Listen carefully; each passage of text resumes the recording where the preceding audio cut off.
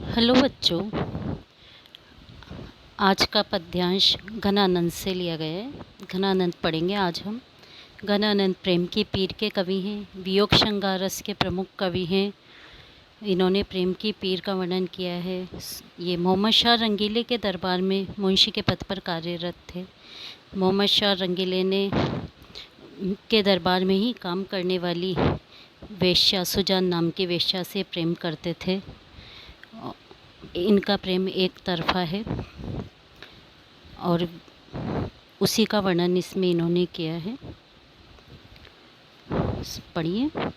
भोर ते सांझ लो कानन और निहारती बावरी नेकु नहारती, सांझ ते भोर लो तारनी ताकि बो, तारनी सो इक तार न तारती। जो कहू कछु भाव तो दीठ परे घन, आनंद आसुनि ओसर गारती। मोहन सोहन जोहन की लगिए रही, आखिन के उर आरती। इस छंद में घनानंद ने प्रेम की पीर का वर्णन किया और एक विरहिणी की आकुलता और अनुभवों का बड़ा सजीव वर्णन किया है। कवि घनानंद कहते हैं कि भोर ते सांझ लो कानन और, कि विरहिणी नायिका प्रातःकाल, भोर मतलब प्रातःकाल से सायंकाल तक, निहारती बावरी नेकु नहारती, प्रिय कृष्ण की प्रतीक्षा करती हुई, वन की ओर देखते हुए नहीं थकती। कानन मतलब वन, वन की ओर देखते हुए प्रियतम की बाट जो होते हुए वो तनिक भी नहीं थकती। वो भोर से लेकर प्रातःकाल से लेकर सायंकाल तक वन की ओर प्रियतम के इंतजार में निहारती रहती है। सांझ ते भोर लो तारनी ताकि बो, तारनी सो इक तार न टारती।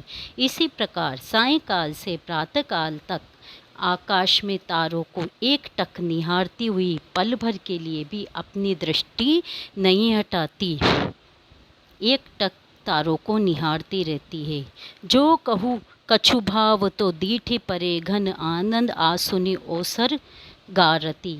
और यदि इस प्रकार इस श्री कृष्ण की लालायित इस विरहिणी को कभी इसके मनभावन सामने दिख जाते हैं तो ये पगली उस सुअवसर को अपने आंसुओं में गवा देती है। यदि उस समय उसे उसका प्रियतम दिख जाता है तो उस सुअवसर को वो आँखों में आंसू बहाकर गवा देती है। उस समय भी वो अपने प्रियतम के दर्शन नहीं कर पाती। मोहन सोहन जोहन की लगिए रही, आखिन के उर आरती। इसके नेत्रों से बहते हुए आंसू भी इसे अपने प्रियतम को नहीं देखने देते। यही कारण है कि इसकी आँखों को मोहन सोहन जोहन की, इसकी आँखों को सुंदर मनमोहन को देखने की, अर्थात मनमोहन को देखने की लालसा इसकी कभी भी संतुष्ट नहीं हो पाती। हमेशा अपने प्रियतम को देखने की लालसा इसके मन में बनी ही रहती है।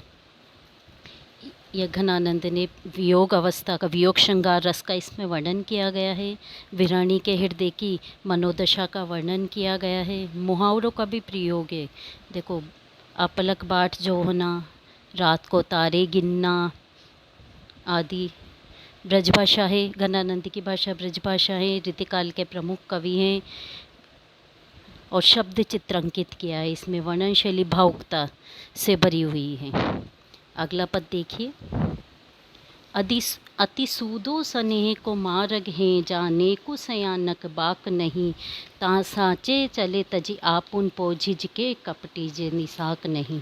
घन आनंद प्यारे सुजान सुनो, यहाँ एक ते दूसरो आक नहीं। तुम कौन सी पाटी पड़े हो लला, मन लेहूँ पे देहूँ छटाक नहीं। इसमें घनानंद कवि ने इस छंद में अपनी प्रिया सुजान को स्वार्थी स्वभाव पर व्यंग्य करते हुए कहा है और प्रेम मार्ग का वर्णन भी इसमें किया गया है कि कवि सुजान को संबोधित करते हुए कहते हैं कि वह अत्यंत स्वार्थी है। प्रेम का मार्ग तो बहुत सरल है लेकिन वह चतुर है, स्वार्थी है। उसके स्वभाव पर व्यंग्य किया है उन्होंने। वो कहते हैं कि अति सूदो स्नेह को मार्ग है, जहाँ नेकु सयानक बाक नहीं। कवि सुजान को संबोधित करते हुए कहते हैं कि ये प्यारी सुजान सुनो, ये प्रेम का मार्ग बड़ा सीधा है, इसमें सयानेपन और छल कपट को कोई भी स्थान नहीं है। तहाँ साचे चले तजी आपुन पोजिज के कपटेज निसाक नहीं। यही कारण है कि सच्चे प्रेमी ही इस पथ पर अहंकार को त्याग कर चला करते हैं। वो अपने अस्तित्व को अपने प्रिय से एकाकार कर देते हैं। अर्थात जो ही प्रेम मार्ग पर सच्चाई छल कपट त्याग कर सच्चाई से चलता है, वही उसे ही अपने प्रियतम की प्राप्ति होती है। छल कपट वाला व्यक्ति इस पर तनिक भी, जिसके मन में कपट होता है, छलिया होता है, वो इस प्रेम पथ पर बढ़ते हुए घबराता है, क्योंकि उसे लगता है कि कहीं उसका भ्रम टूट न जाए, कहीं उसका भेद खुल न जाए। घन आनंद प्यारे सुजान सुनो, यहाँ एक ते दूसरो आँख नहीं के। प्यारी सुजान सुनो, इस प्रेम के गणित में एक से आगे कोई अंक नहीं होता। प्रिय और अर्थात प्रेम में एकाकार रहते, प्रिय और प्रियतम में कोई भी भेद यहाँ पर नहीं रहता। तुम कौन दो पाटी पड़े हो, कहो मन लेहूँ पे देहूँ छटाक नहीं। दोनों यहाँ एक होते हैं।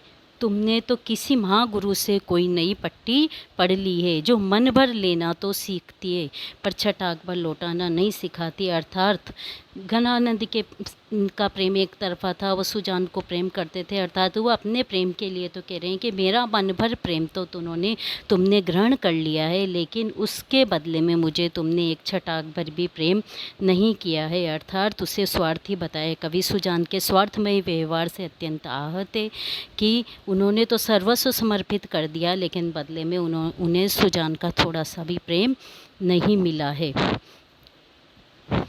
भाषा भाव अनुकूल है, भावुकता से ओतप्रोत है। प्रेम मार्ग का यहाँ पर कवि ने वर्णन किया है।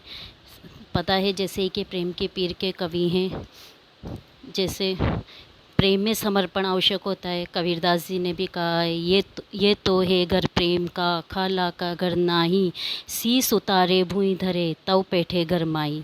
अर्थात प्रेम में सब कुछ खोना पड़ता है, तभी प्रेम में सफलता प्राप्त होती है। तुम भाव साम्य में ये लाइनें लिख सकते हो और जो भी समस्या है उसे ग्रुप में डाल सकते हो। धन्यवाद।